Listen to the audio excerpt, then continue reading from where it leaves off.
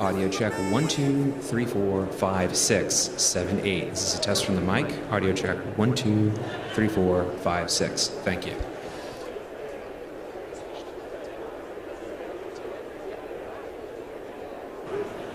Audio check.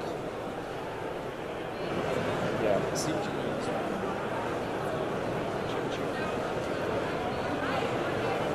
Audio check 1, 2, 3, 4, 5, 6. This is it's okay.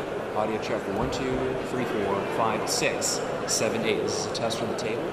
Audio check 1, 2, 3, 4, 5, 6, 7, 8. Thank you for your patience.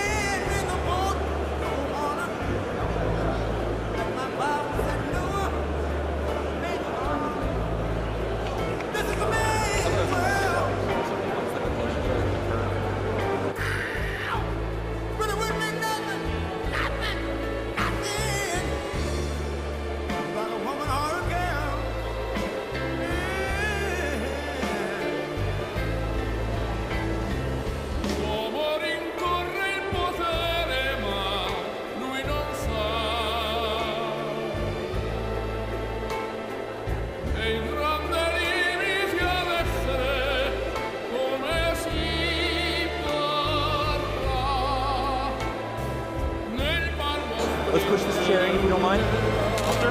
Yep.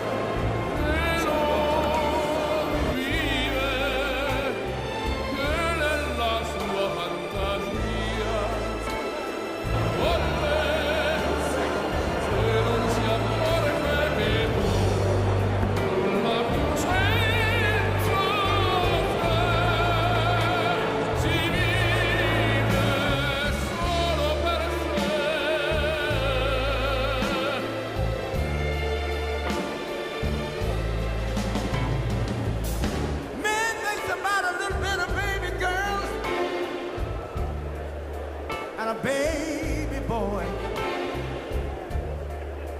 Men make them happy because men make them toys. But after man make everything you can. Man make lira, pesos, dollars, rubles to buy from every good woman. Every man. Ladies and gentlemen, please take your seats. The program will begin momentarily. Please take your seats. The program will begin momentarily.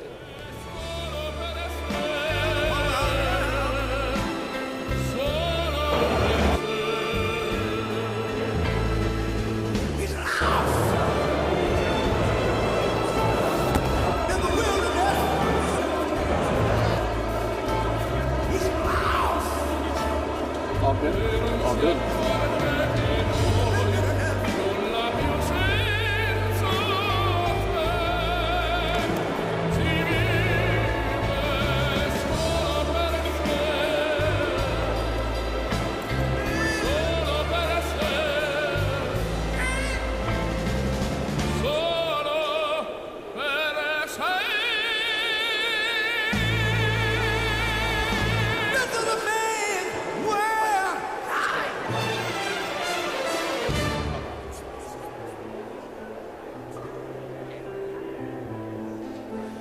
Heard there was a secret chord that David played and it pleased the Lord, but you don't really care for music, do you?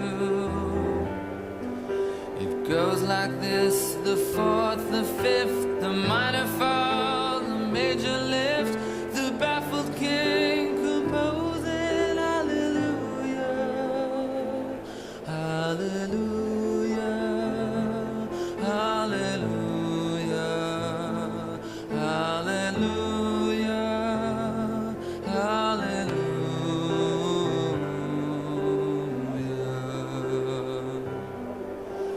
Faith was strong, but you needed proof. You saw her bathing on the roof, her beauty and the moonlight overthrew you. She broke your throne, she cut your hair, and from your lips she drew the hallelujah, hallelujah, hallelujah, hallelujah, hallelujah.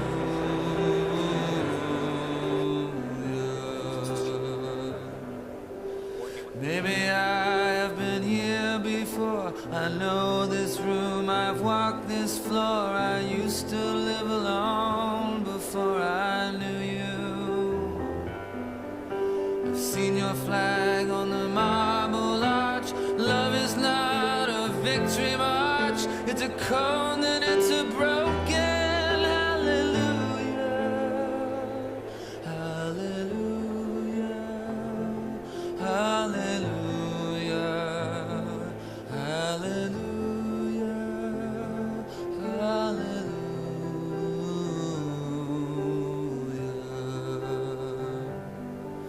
There was a time you let me know what's real and going on below, but now you never show it to me, do you? And remember when I moved in you, the holy dark was moving too, and every breath we drew was hallelujah, hallelujah, hallelujah, hallelujah, hallelujah.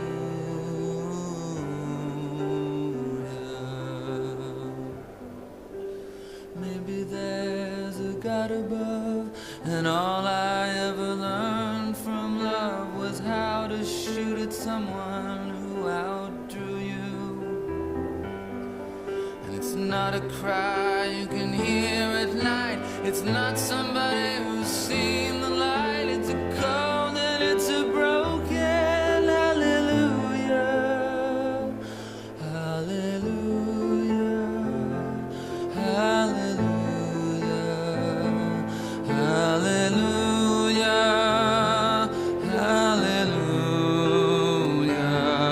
hallelujah, hallelujah, hallelujah,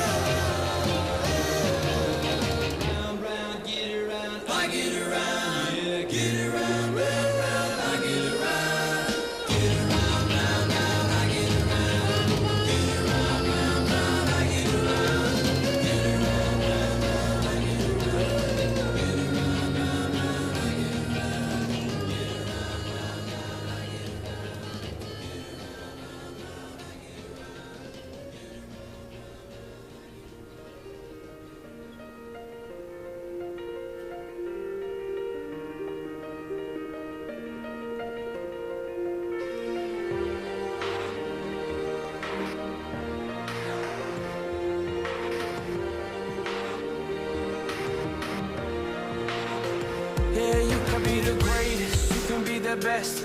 You can be the King Kong banging on your chest. You can beat the world, you can beat the war. You can talk to God, go banging on his door. You can throw your hands up, you can beat the clock. You can move a mountain, you can break rocks. You can be a master, don't wait for luck. Dedicate yourself and you gon' find yourself. Standing in the Hall of Fame, Yeah, and the world's gonna know your name. yeah, 'Cause you burn with the brightest flame, yeah, and the world's gonna know your name. And you'll be on the walls of the Hall of Fame. You can go the distance, you can run the mile.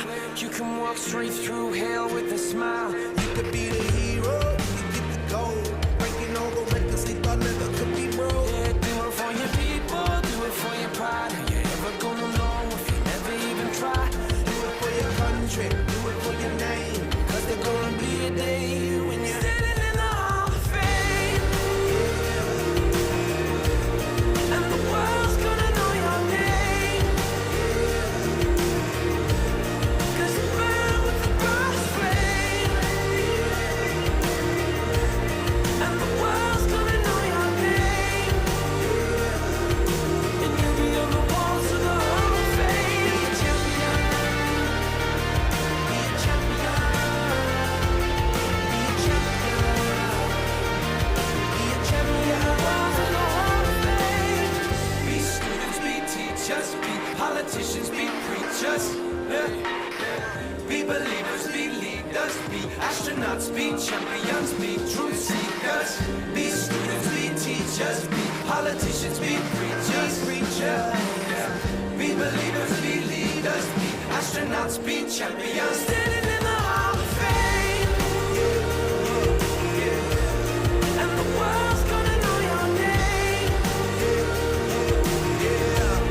'Cause you burn with the brightest flame,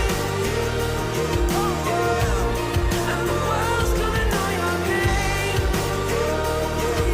And you'll be on the walls of the Hall of Fame. Be the greatest, you can be the best. You can be the King Kong hanging on your chest. be a hero,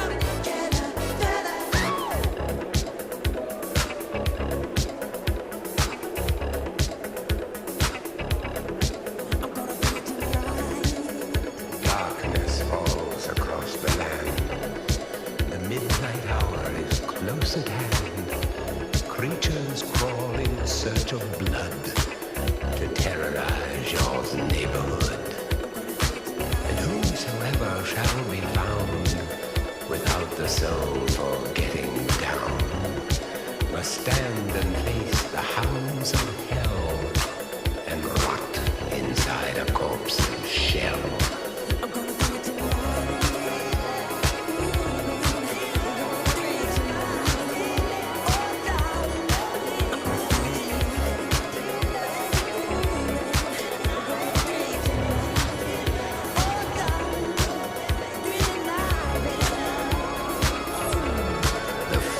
Stenches in the air, the funk of 40,000 years, and grisly ghouls from every tomb are closing in to seal your doom. And though you fight to stay alive, your body starts to shiver, for no mortal can resist the evil of the thriller.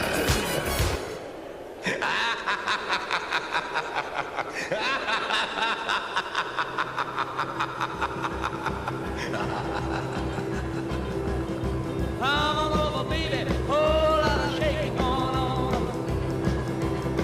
Yes, I say come on over, baby, baby, you can't go wrong. We ain't faking, whole lot of shaking going on. Well, I say come on over, baby, we got chicken in the corner. Woo, huh? Come on over, baby, well, they got the bull by the horn. We ain't faking, whole lot of shaking going on. Yeah, let's shake, baby, shake.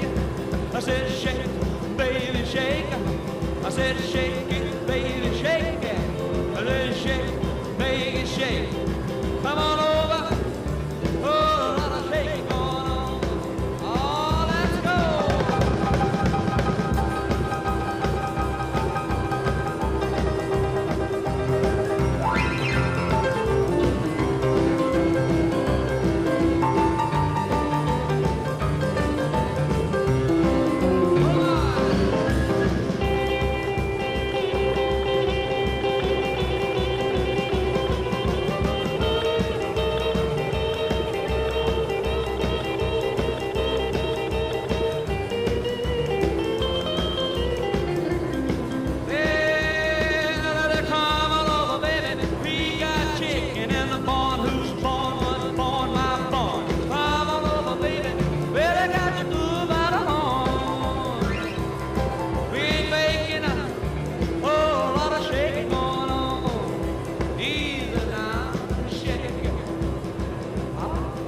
Shake it, baby.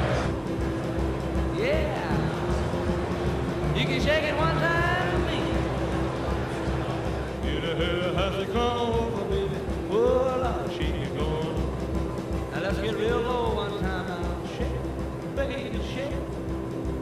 All you gotta do, honey, is kind of stand in one spot. Wiggle around just a little bit. And that's what you got. Yeah. Baby, whoa. Now let's go one time.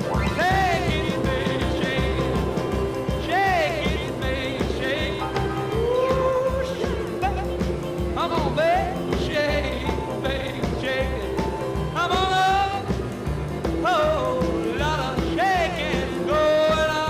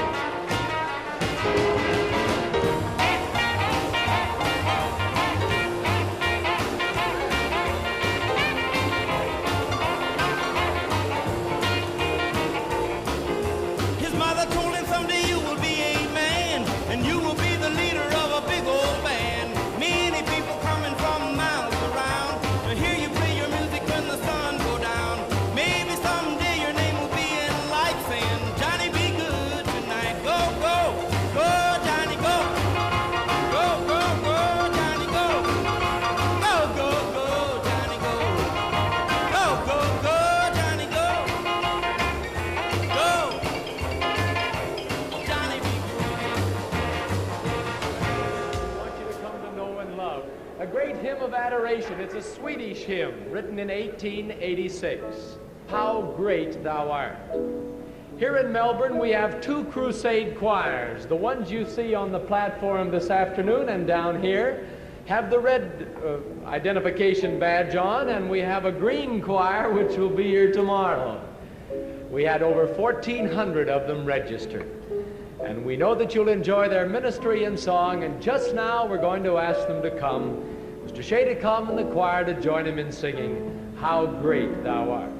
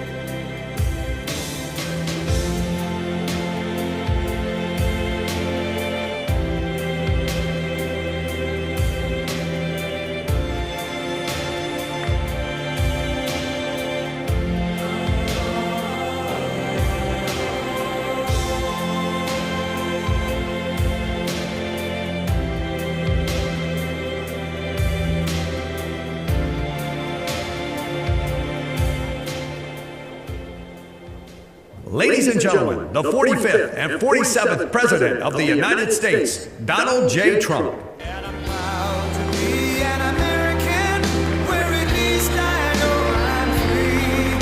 And I won't forget the men who died, who gave that right to me. And I'd gladly stand up next to you and defend her still today. 'Cause there ain't no doubt I love this land. God bless the USA.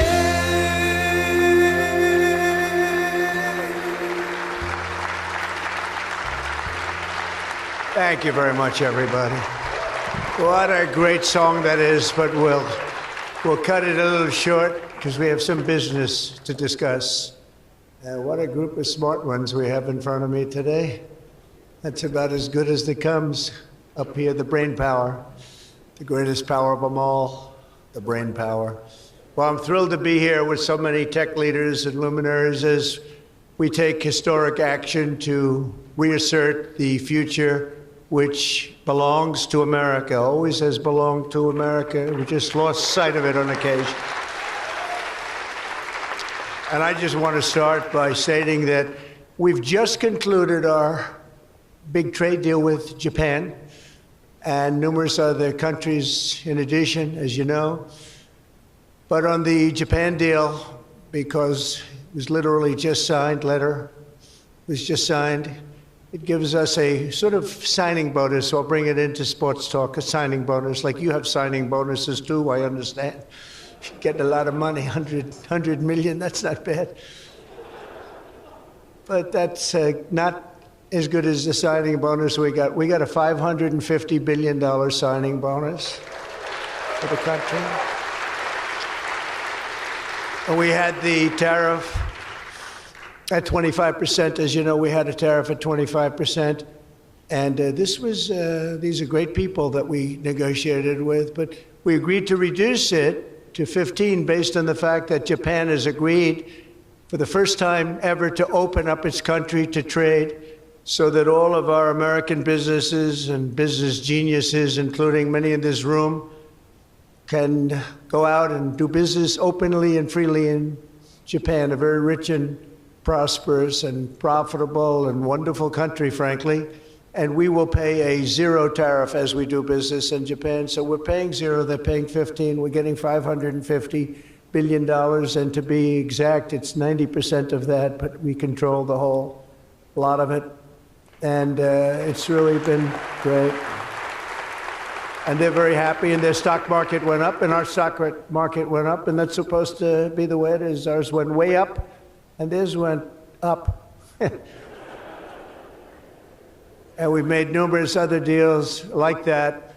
But the opening up of a country is very important to us. We have numerous countries that have opened their doors, just made some incredible transactions, but we're going to have a very, very simple tariff for some of the countries. There's so many countries you can't negotiate deals with everyone, so we'll have a straight, simple tariff of anywhere between 15 and 50%. A couple we have 15 because we haven't been getting along with those countries too well, so we just say, let's pay 50, and that's the way it is. But remember, we get countries that were closed, always closed. Everyone in this room would never remember any of them to be open. We've offered such a deal to the European Union where we're in serious negotiations, and if they agree to open up the union to American businesses, then we will let them pay a lower tariff.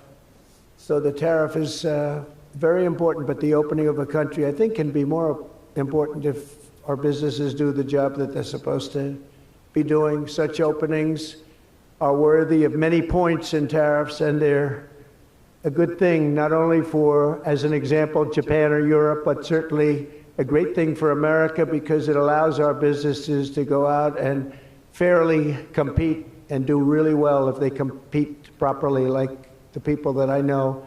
Everyone in this room practically I know has competed very successfully. I haven't seen any, and I know the losers just like I know the winners. I tell you, I don't see any of the losers here. But now if some of the countries that pay 25% or more on autos complain. Remember that Japan was willing to pay upfront the $550 billion for that privilege of negotiating with the United States of America. We also made a deal yesterday with the Philippines and Indonesia, which in both cases will be opening up their country.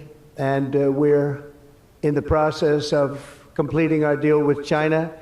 And as you know, the UK, we made a deal. It was a very good deal for everybody. Everybody's happy. It's always nice when everybody can be happy. But mostly we'll be charging straight tariffs to most of the rest of the world because we have over 200 countries. People don't realize that's a lot of deals. Even if you're like me, a deal junkie, that's a lot of deals. That would be too much for anybody. Ooh. How did we do with this country that I never heard of? We got a lot of deals cooking, but America is taking in hundreds of billions of dollars like it never has before.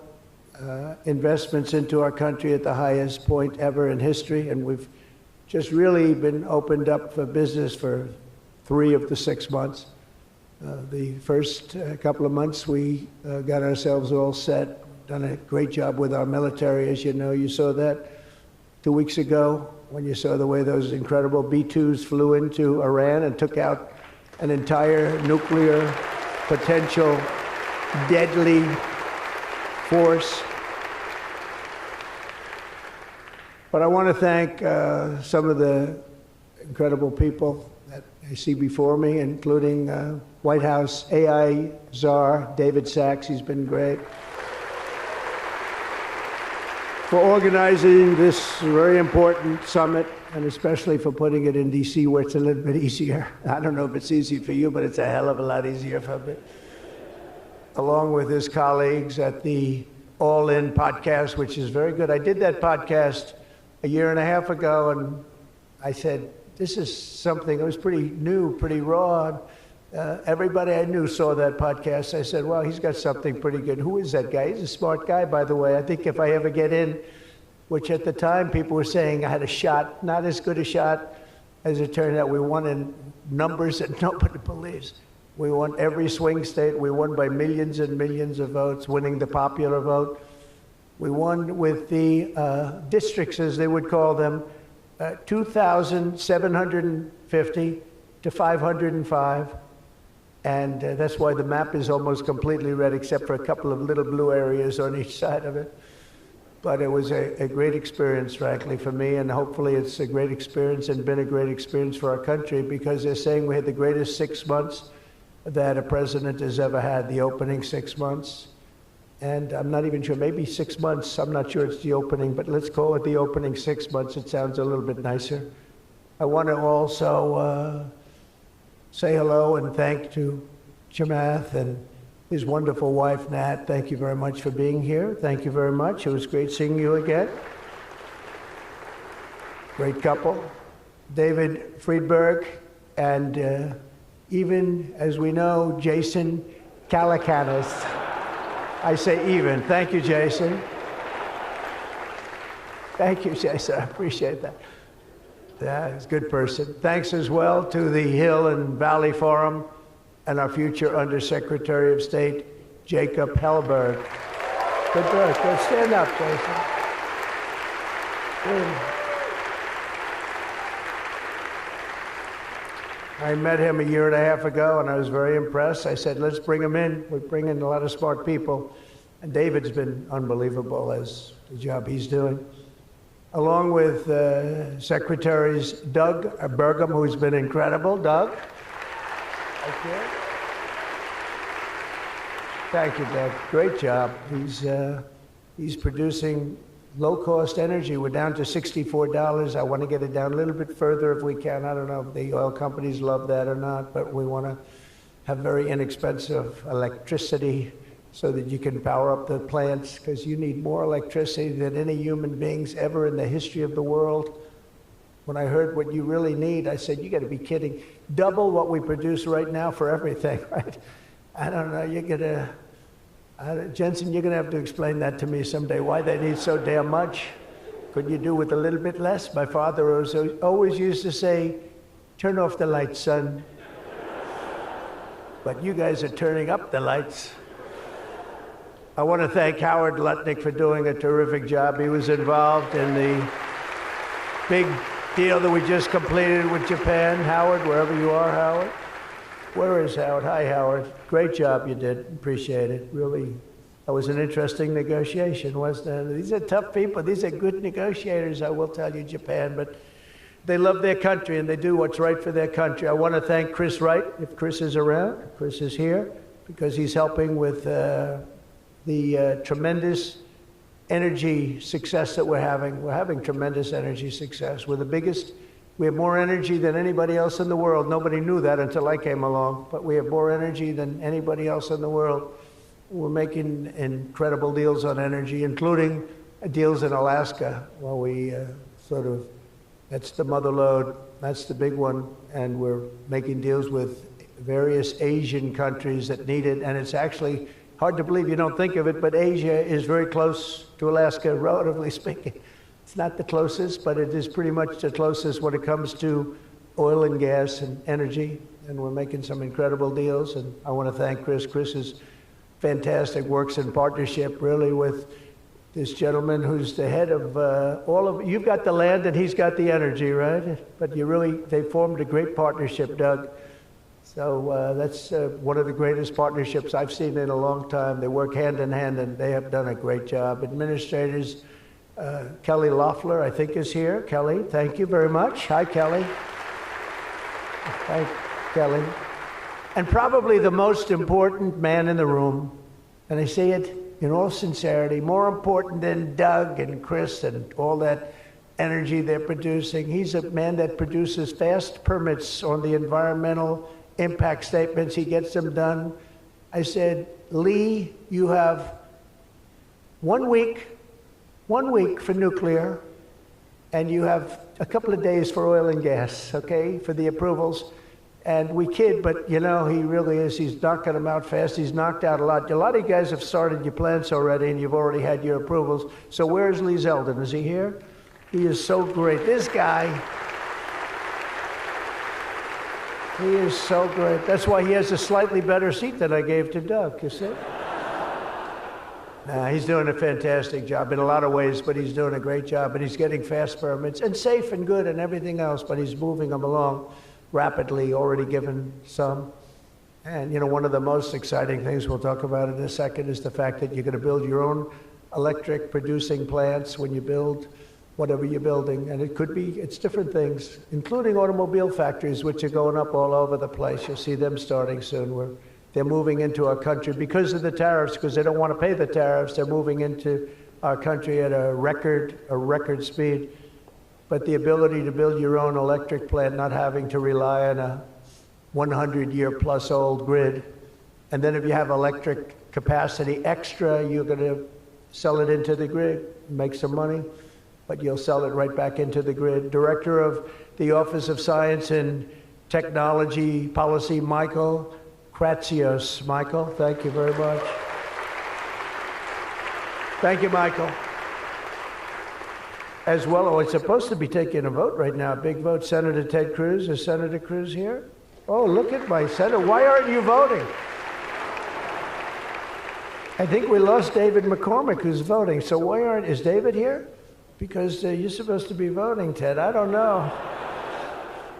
I'll tell you what, this man works hard. Ted works hard, and he works good. And a very special thanks to some of the top industry leaders here, including somebody that's amazing. I said, look, we'll break this guy up. This is before I learned the facts of life. I said, we'll break him up. They said, no, sir, it's very hard. I said, why? I said, what percentages of the market does he have? Sir, he has 100%. I said, who the hell is he? What's his name? His name is Jensen Huang, NVIDIA. I said, what the hell is NVIDIA? I've never heard of it before. He said, you don't want to know about it, sir. I figured we could go in and we could sort of break him up a little bit, get him a little competition. And I found out it's not easy in that business. I said, supposing we put the greatest minds together and they work hand in hand for a couple of years, He said, no, it would take at least 10 years to catch him if he ran NVIDIA totally incompetently from now on. So I said, all right, let's go on to the next one. And then I got to know Jensen, and now I see why. Jensen, will you stand up? What a job. What a job you've done. Yeah. Great. He's a great guy, too. Lisa Su of AMD. Lisa? Thank you. Congratulations. Great job. Sham Sanikar of Palantir. We buy a lot of things from Palantir. Where are you? Are we paying our bills? I think so. We just made a deal with the European Union where they're going to pay the United States of America 100% of the cost of all military equipment. They're going to ship it to the European Union, and then they'll distribute it, and much of it will go to Ukraine. It's been a long time since you've heard those words, because we're in for $350 billion. But now we send it to Europe, and Europe pays, and they were great. We had a tremendous NATO meeting a few weeks ago, and it was pretty amazing, actually, what happened. They agreed to go from 2% to 5%, and they had 2% where they didn't pay. They have 5% where they've already paid. That's a big difference. That's trillions of dollars, actually, trillions. But they're going to spend that money in the United States with our defense companies, and we're going to send it to them, and they'll distribute the equipment that we send. So that's the way it should have been 3 years ago, frankly. And Jeff Sprecher, the other half of that incredible family, is he here? He's a fantastic guy, international, intercontinental exchange, and he's been a friend of mine for a long time, the husband of Kelly, who's really doing a good job. You are really doing a good job. Small business, which is actually big business if you add it all up, right? It's probably the biggest bank there is, but they call it small business, and she's done a fantastic job. Thanks, Kel. Say hello to Jeff. As we gather this afternoon, we're still in the earliest days of one of the most important technological revolutions in the history of the world. Around the globe, everyone is talking about artificial intelligence. I find that too. Artificial, I can't stand it. I don't even like the name. You know, I don't like anything that's artificial. So could we straighten that out, please? We should change the name. I actually mean that. I don't like the name artificial anything, because it's not artificial. It's genius. It's pure genius. And its potential to transform every type of human endeavor and domain of human knowledge, from medicine to manufacturing to warfare and national defense. Whether we like it or not, we're suddenly engaged in a fast-paced competition to build and define this groundbreaking technology that will determine so much about the future of civilization itself, because of the genius and creativity of Silicon Valley. And it is incredible genius. Without question, the most brilliant place anywhere on earth. America is the country that started the AI race. And as President of the United States, I'm here today to declare that America is going to win it. We're going to work hard. We're going to win it.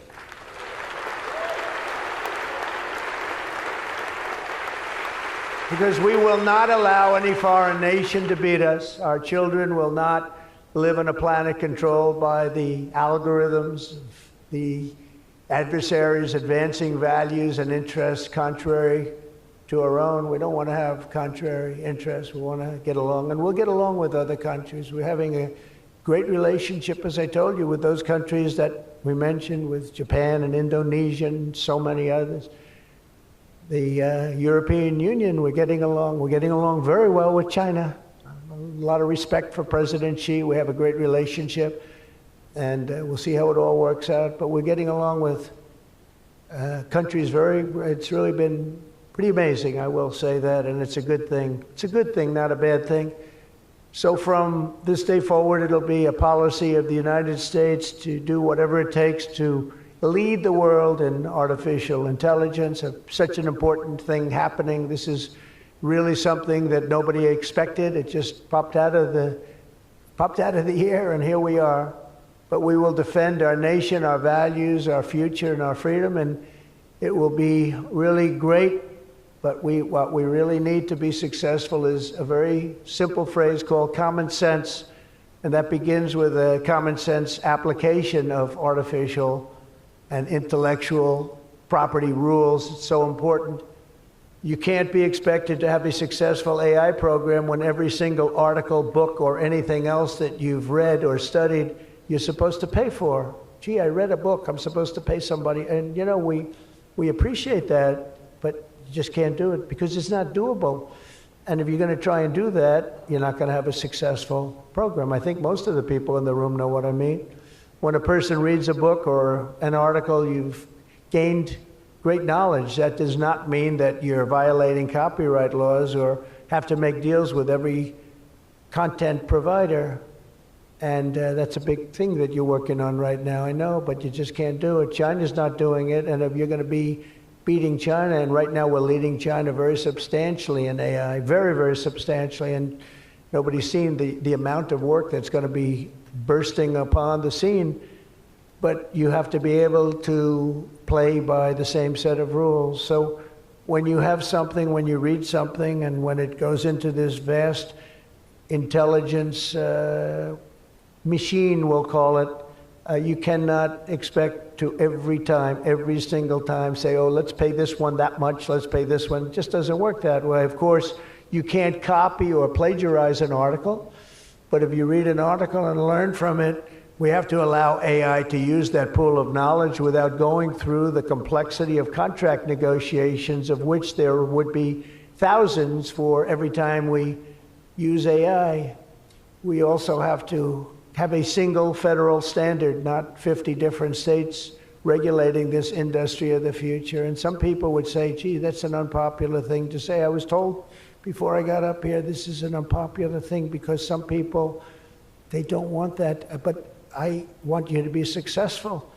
And you can't have one state holding you up. You can't have 3 or 4 states holding you up. You can't have a state with standards that are so high that it's going to hold you up. You have to have a federal rule and regulation. Hopefully you'll have the right guy in this position that's going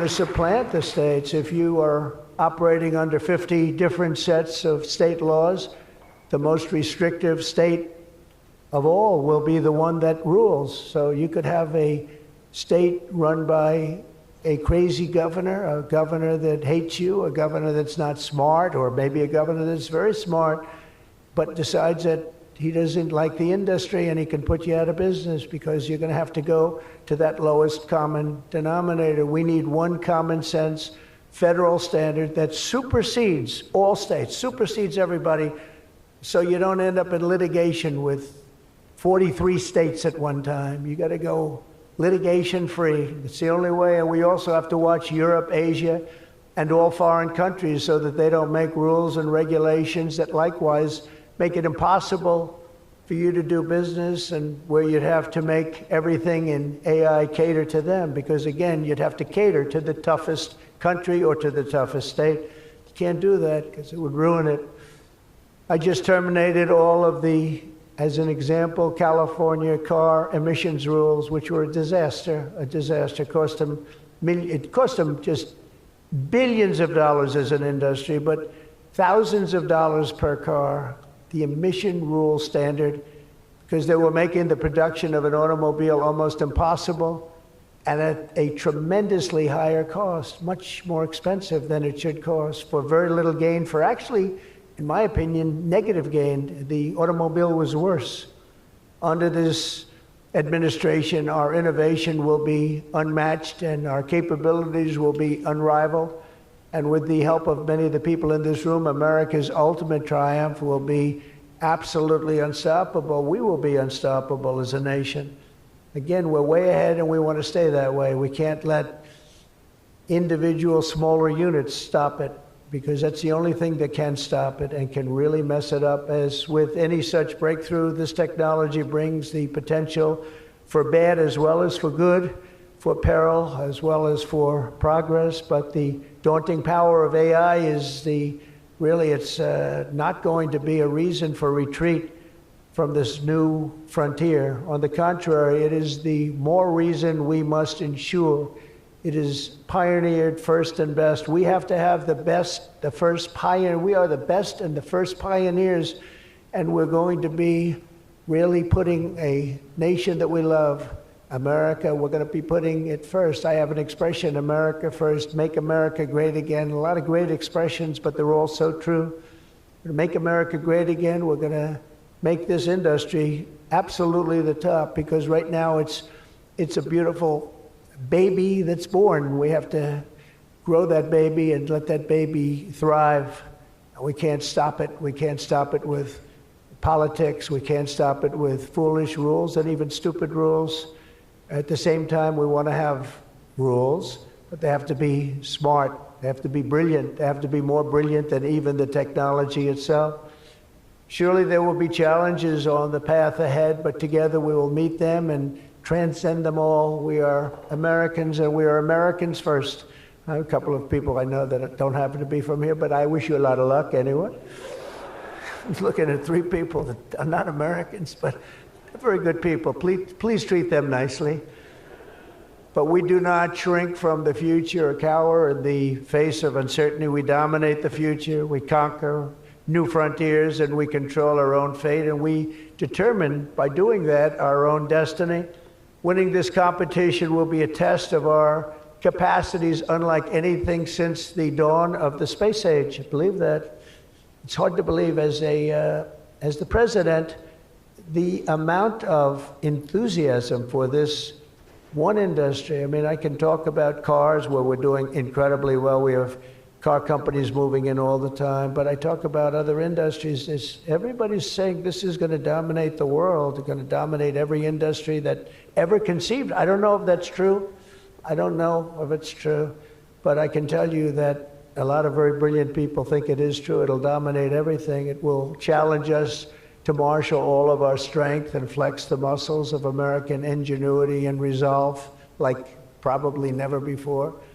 It will require us to blast through obsolete systems, cut through thickets of regulation. We've got to get rid of some of the regulation, but we want good regulation and rebuild the industrial bedrock of our country.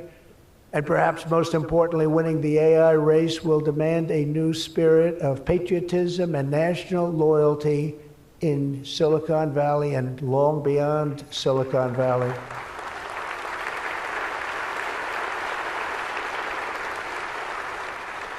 For too long, much of our tech industry pursued a radical globalism that left millions of Americans feeling distrustful and betrayed. And you know that. Everybody knows that. Everybody in this room certainly does. Many of our largest tech companies have reaped the blessings of American freedom while building their factories in China, hiring workers in India, and slashing profits in Ireland. You know that? All the while dismissing and even censoring their fellow citizens right here at home. Under President Trump, those days are over. We need U.S. technology companies to be all in for America. We want you to put America first. You have to do that. That's all we ask. That's all we ask. To partner with our tech geniuses in achieving this vision, today we're releasing the White House AI Action Plan. Big stuff. Signing it right after this. In fact, I see it sitting right there. Maybe I should just sign it right now. Who the hell has to make the rest of this speech, right? But here are the pillars of the strategy. First, my administration will use every tool at our disposal to ensure that the United States can build and maintain the largest, most powerful, and most advanced AI infrastructure anywhere on the planet.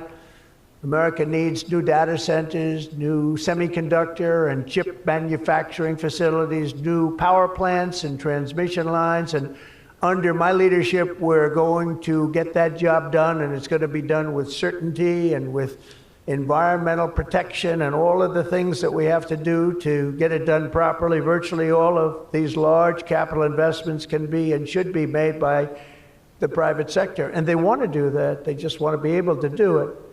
But for that reason, America must once again be a country where innovators are rewarded with a green light, not strangled with red tape so they can't move, so they can't breathe, and that's not going to happen. You're going to see things that you've never seen in this country before. so often, and I've been watching for many years, I've watched regulation. I've been a victim of regulation. A zone change that takes 6 years for a building in Manhattan or whatever, but I was good at zone changes, but it took a long time. By the time you got the zoning, the market changed. You didn't want to build the building. You say, well, but in some cases that made you lucky, didn't it? Huh? In some, not too many people understand that in this room, but in some cases, waiting for that approval as the market collapsed was a good thing, not a bad thing. But it's time to reclaim our heritage as a nation of builders, and that's why, upon taking office, I signed a historic executive order directing that every one, and this is so important, for every new regulation, 10 old regulations must be immediately eliminated. So we have old regulations that clog up the books that don't even mean anything anymore. You know, in my first term, I had more regulation cuts than any president in history times 4, and that included 2-term presidents where you're talking about 8 years. We had more than any other president, and I think we may even top it this year. We may very well be able to top it during this period of time because you're really, you are a regulation-prone group, and we're looking to get those regulations out of your way so you can use your genius. Earlier this month, we also enacted the largest tax cuts in American history when I signed the One Big Beautiful Bill into law. And I think the most important thing in the whole tax cut in terms of pure economics, and I think one of the reasons that my first, we had the most successful economy in history during my first term, and I think this is going to blow it away. So far it is, and I think this is going to blow it away. But the reason we had was I had expensing at 100%. And what we did is we included 100% in this bill, expensing for all capital expenditures, including investments in factories and equipment and structure. Structure wasn't included last time, so even structure, and you're able to write it all off immediately. That's the biggest thing, not 38 years, not 42 years, you're able to write it all off immediately. And this time we've made it for 10 years, not for 1 year. We've made it for 10 years, so you have a much longer period, but I'd say get out and take advantage of it. I think that's one of the reasons that we had such an incredible success with the first tax cuts. And one of the things that this bill does is it extends the first tax cuts and makes them permanent. And in addition to that, we were granted other taxes like no tax on tips, no tax on Social Security, no tax on overtime. A lot of great things. One of the things that I mentioned, not so pertinent here, but if you're in the automobile business, it's pertinent. I said, why is it that people like us always are looking for expenses and deductions, and people that buy automobiles that really have to go out and borrow money to buy a car, why aren't they allowed to deduct the interest on their loan to buy a car from their income tax? And we got it approved. We got it approved. And that is such a big thing. And I think that's going to be such a big thing for the automobile industry. We're going to be making more cars. Within a few years, we're going to be making more cars than we made in the very beginning, in the super prime. You know, we lost almost 50% of our automobile business to Mexico, Canada, and various other places, as you know, in Europe and in Asia. And now we're getting it back. We're getting it back in record numbers. And I think we're going to be topping any amount. In a few years, we'll be making more automobiles than we've ever made in the history of our country, including what I call prime time. My administration is also pursuing a future of all-out American energy dominance. And on day one, I terminated the Green New Scam. You know what that was? You were all victims to it. Perhaps the second or third greatest scam in the history of our country. I would say the first was Russia, Russia, Russia. And we had a couple of others too. But the Green New Scam was one of the greatest. It's so ridiculous what they've made you do. The carbon footprint. They talked about the carbon footprint, and then Obama hops onto a 747 Air Force One and flies to Hawaii to play a round of golf and comes back. What about the carbon footprint?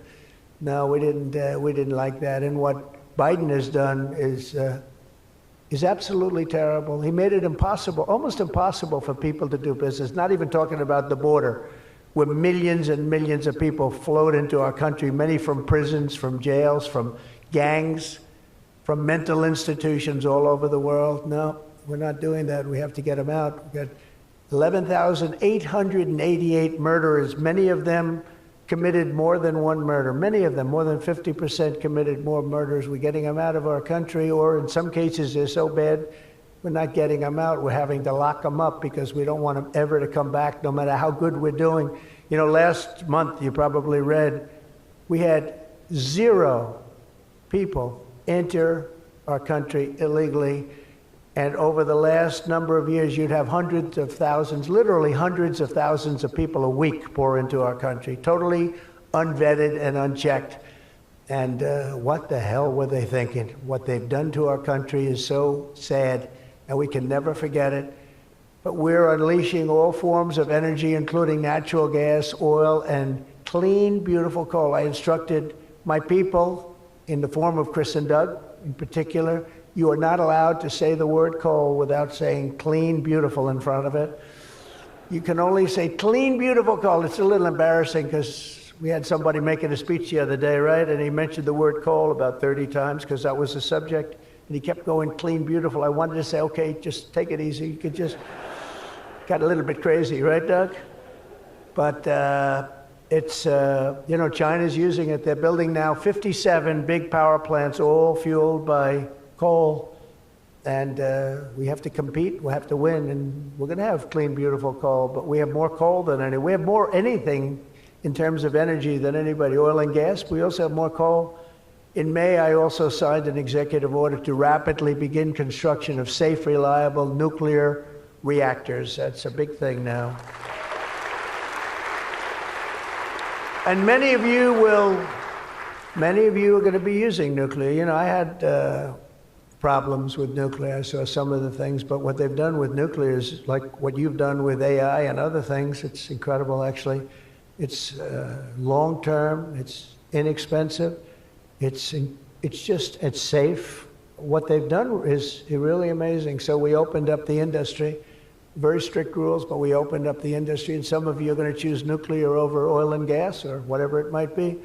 Under the last year of Biden, China added 11 times as much power generation capacity as did the United States. Can you imagine that 11 times? Under the Trump administration, we will be saying those very famous campaign words, drill, baby, drill, and build, baby, build. And we will be adding at least as much electric capacity as China.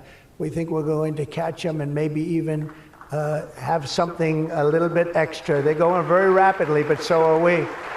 And we'll be doing at least as much, and every company will be given the right to build their own power plant. So when you build, you can build your power plant with it, and you are essentially going to become your own utility. It's a utility to yourselves.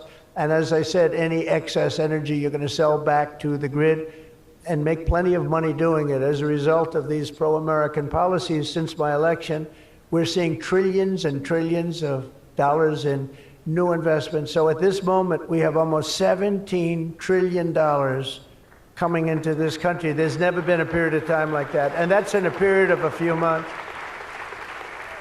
In a few months, Meta, Amazon, Google, Microsoft are all investing $320 billion or more in data centers and AI infrastructure this year. Those companies are really, they're really going at it, and they're very smart people, very good people. I got to know a lot of them. You know, I didn't like them so much the first term when I was running.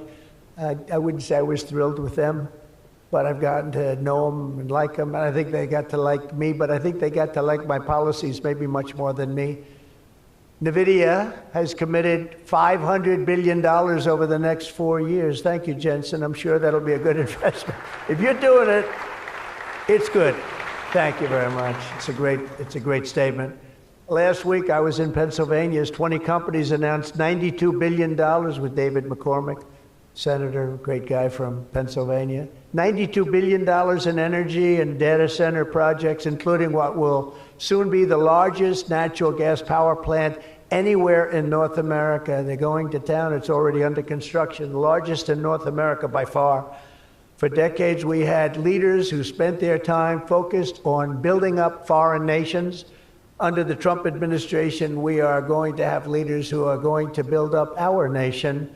This colossal investment in AI infrastructure and many other industries, for that matter, such as automobiles and so many other things, will also create thousands and thousands of great-paying jobs, the kind of jobs we want, including lots of blue-collar jobs. And, you know, our numbers are very good right now, but wait till you see these numbers in 2 years from now. It will mean higher wages and more opportunity for millions of energy workers, HVAC technicians, engineers, electricians, and the hardworking citizens who make our country run. These are great people that make our country actually run.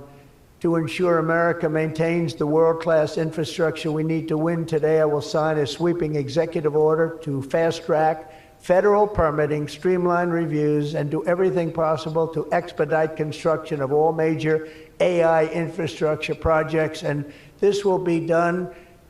You will get so good a service in so many ways, not only from Lee with the environment, but you need many other types of permits, and you're going to go so fast. You're going to say, well, wait a minute, this is too fast. I didn't expect to go this quickly. This is a problem. I may cause a problem in opposite, but including factories, data centers, and power plants of all kinds, the United States will have total industrial and technological supremacy.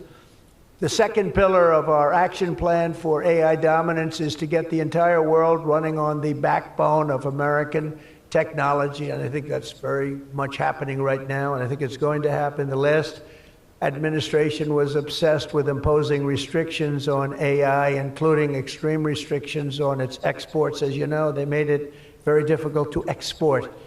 This alienated American partners and drove even our friends into the arms of China and other countries. That's why upon taking office, I repealed the so-called Biden diffusion rule. Can you imagine that? That crippled American AI exports, the Biden diffusion rule. I wonder who came up with that name, because he has no idea what it is. He had no idea what it was. He came up with a rule. I wonder who drew that one. I wonder, was that signed by the AutoPen, I think, because they went to him and said, we're going to do a diffusion rule. Mr. President, what? What? It's okay, the AutoPen will take care of it. It's one of the greatest scandals in the history of our country, let me tell you. Under my administration, we will maintain necessary protections for our national security, but we will never forget that the greatest threat of all is to forfeit the race and force our partners into rival technology. We're not going to do that. We're not going to do that. Okay? Not going to let that happen. That could be the end. When I traveled to the Middle East in May, every leader I met was thrilled to do business with American tech firms and with America, and they were all thrilled to meet me, believe it or not. It's hard to believe, isn't it? But they were. By the way, most powerful woman in the world is here today. Susie Wiles, stand up, please. Susie Wiles, Chief of Staff. She can take out a country with a mere phone call. No, they just voted her the most powerful woman anywhere in the world. She might be the most powerful person in the world, I think. But she's done hasn't she done a good job, though, huh? Good. But we're going to come home with trillions and trillions of dollars in deals, and that's the way it is. But the King of Saudi Arabia, I met three great leaders. I went to three countries predominantly. King of Saudi Arabia said, and I can say that Qatar and UAE, the leaders, brilliant guys, great people, they said the same thing. They said, you know what, that 1 year ago, your country was dead. It was a dead country. They were looking at China, they were looking at other places, but you had a dead country. And today, Mr. President, you have the hottest country anywhere in the world. They said that, and they meant it so strongly. And when I went to NATO 2 weeks ago, where we made the deal where they pay 5% instead of 2%, they said the same exact thing. They said, boy, I tell you what a difference it is. It's a year ago, you people were dead. We didn't think you were going to make it as a country. Today, you're the hottest country in the world.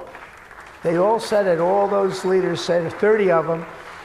So today, I'm signing another major executive order that will turn America into an AI export powerhouse. Under this order, Secretary Lutnick and Secretary Marco Rubio's doing a great job as Secretary of State, will work to rapidly expand American AI exports of all kinds, from chips to software to data storage of all kinds. And that's very important. That's going to give you the freedom to do what you want to do.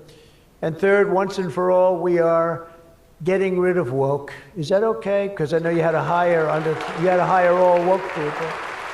I heard you had to hire all woke people under some of these things. How about the chips, where they give you the chip nonsense, where they give you billions of dollars if you only build a chip company? These people have plenty of money. They don't need the money. They need the permits. They need the rights to do it. They don't want to pay tariffs, so they come and they build here. That's why they're coming here. They like, number one, they like me, but they like not having to pay tariffs even more. And they're coming. But Biden gave billions of dollars to companies that have nothing but cash. And they don't say where to build. It's just give them money. But here's the problem. They have to hire lots of woke people. And they say woke isn't for this particular industry. We've noticed that. They're not for a lot of industries, if you want to know the truth. So the guidelines were impossible. They're going to give you money, but you got to hire this and this and this and that. And I don't want to get into it too much because I don't want any controversy today. But you have to hire a lot of people that were not into this particular world that you're in. And so therefore, all the money they gave didn't mean a damn thing. One of Biden's worst executive orders established toxic diversity, equity, and inclusion ideology as a guiding principle of American AI development. So you immediately knew that was the end of your development. But the American people do not want woke Marxist lunacy in the AI models, and neither do other countries. They don't want it. They don't want anything to do with it. That's why on day one, I very proudly terminated Joe Biden's order on woke AI effective immediately. You don't have any of those crazy rules. Crazy rule. And in just a moment, I will be signing an order banning the federal government from procuring AI technology that has been infused with partisan bias or ideological agendas such as critical race theory, which is ridiculous. And from now on, the U.S. government will deal only with AI that pursues truth, fairness, and strict impartiality. We're not going to go through the craziness that we've gone through for the last 4 years. And then we skip 4, and then you go back, and it started then. But it hung around a little while. Now it's not hanging around at all. Now it's actually very uncool, as somebody told me the other day. It's so uncool to be woke. I encourage all American companies to join us in rejecting poisonous Marxism in our technology. It'll be very interesting to see what's happening in New York, because they're actually thinking about electing a communist in New York. They like to call him a socialist. He's not a socialist. He's a communist. But don't worry, you're going to be okay. He still has to get his money from the White House, and that's not going to happen until he shapes up. But as an example, we are not going to allow men to play in women's sports. That's an example. That's one. And they say that's an 80-20 number. They say 80% would be against it. No, it's not 80-20. It's about 97-3. And I don't know who the 3 are. I've never seen anybody. I've never had a person. I've seen everybody. I'm a very open person. They come up to me and they talk to me. I've never had anybody come up, "Sir, you have to let men play in women's sports." I've never had it. I deal with hundreds of thousands of people. Every time I talk to somebody, they talk about AI, they talk about everything, but they've never said, "You gotta allow, this is ridiculous. Men should be allowed to play in women's sports." It's sort of crazy, isn't it, huh? You have to see, did you see the race? It was a race, a long distance marathon, one of those all-day deals, and we had one of the great female runners, and we had one of the great male runners, and at the end of the day, he won the race by 5 hours and 14 seconds. They waited around for the really good athlete female. It's very demeaning to women, I want to tell you that, but they waited, her parents were waiting for hours. Somebody said, "Why don't you go back to the hotel and sleep for a few hours and come back and meet your daughter?" This is what they do. You got to see the weightlifting records, though. They're the best of all. A woman lifted 212 pounds. It was a world record. It held for 18 years. And now a man who transitioned came up and looked at the bar, How much is it? 212 pounds. Oh, let me try it. Bing, bong. I think he broke the record by 109 pounds. It's going to be a long time. It's going to be a long time before a woman catches that. And these are great athletes and great people, and it's demeaning. And who the hell wants this? We're off of that whole standard, because I just tell you those as examples. We're off of it. The reason the last administration was so eager to regulate and restrict AI was so they could limit this technology to just a few large companies, allowing them to centralize it, censor it, control it, weaponize it. And they would weaponize it. A very dishonest group of people. You probably saw that because we caught them in the act. We really caught them. We had it before, but now we really have them. We have it where it counts. But this is the exact opposite of my approach. The unique strength of the American tech industry has always come from its startups and small tech. It comes through small. Jensen was small. Were you ever small? I think so. When you started in your bedroom, I think you were small, right? He started as very small, and now he's really become very amazing. If you regulate them too much, you kill the source of American genius and technological power. I believe that. Joe Biden had a plan to lose the AI race. I think he wanted to lose it because his plan would never have worked. It would have never been successful. You would have spent a lot of money and you wouldn't have been able to win. They didn't allow you to win, but we have a plan which only admires and respects the winners. Every citizen should take incredible pride in the inspiring feats of American innovators who are pushing the bounds of human knowledge and achievement. The people of OpenAI, Google, Meta, and countless startups are proving once again that America is impossible. You are just impossible to beat. You're not going to be beaten. We're not going to let that happen. When you do your best, when you work your hardest, and when you're allowed to be free of horrible, foolish regulation. And you're going to have regulation, but it's going to be sensible, smart regulation. There's nobody who's going to beat you.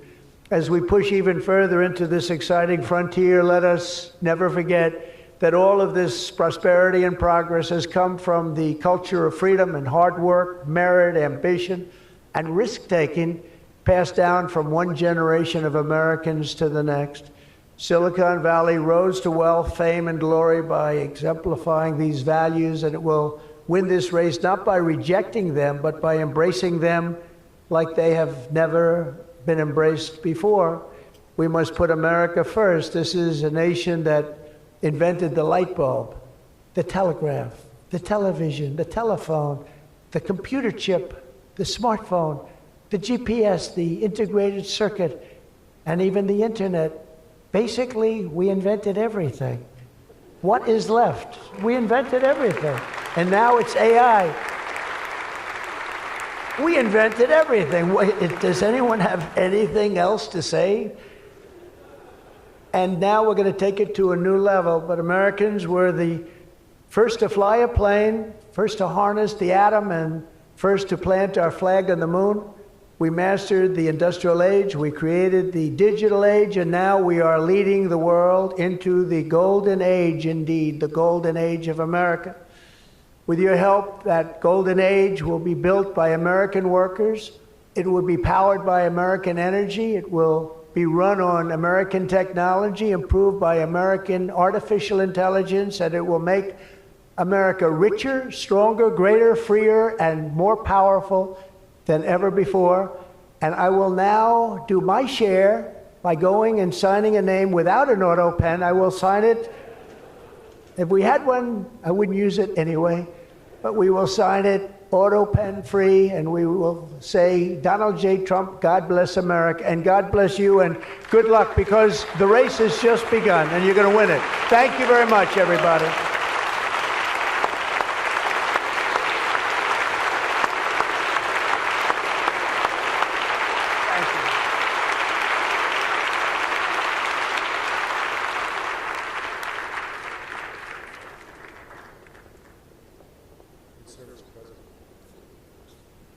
Mr. President, the first executive order that we've prepared for your signature today relates to federal permitting for data center infrastructure. As you mentioned during your speech, this is a crucial issue affecting the entire AI industry.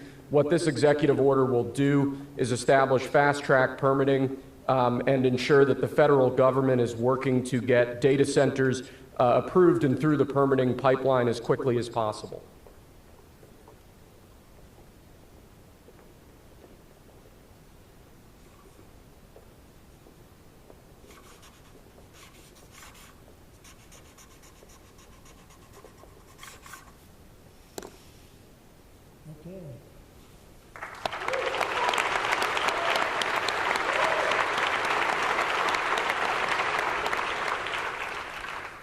As you said before, sir, it's absolutely essential that American AI models and the American AI industry dominates the future of this industry around the world. What this next executive order will do is promote, through various instrumentalities of the federal government, the export abroad of American AI models to ensure American AI dominance in the future.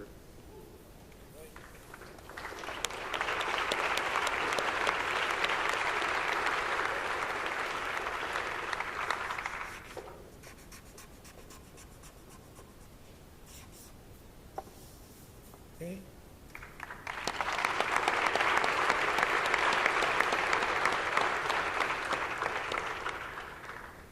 And lastly, sir, as you said in your speech, we don't want woke AI. We want AI models based on accurate information that give accurate information and accurate answers. This executive order will ensure that when the federal government procures or promotes different AI models, that those AI models are ideologically neutral, that they don't embrace wokeism and critical race theory and all of these terrible theories that have done so much damage to our country.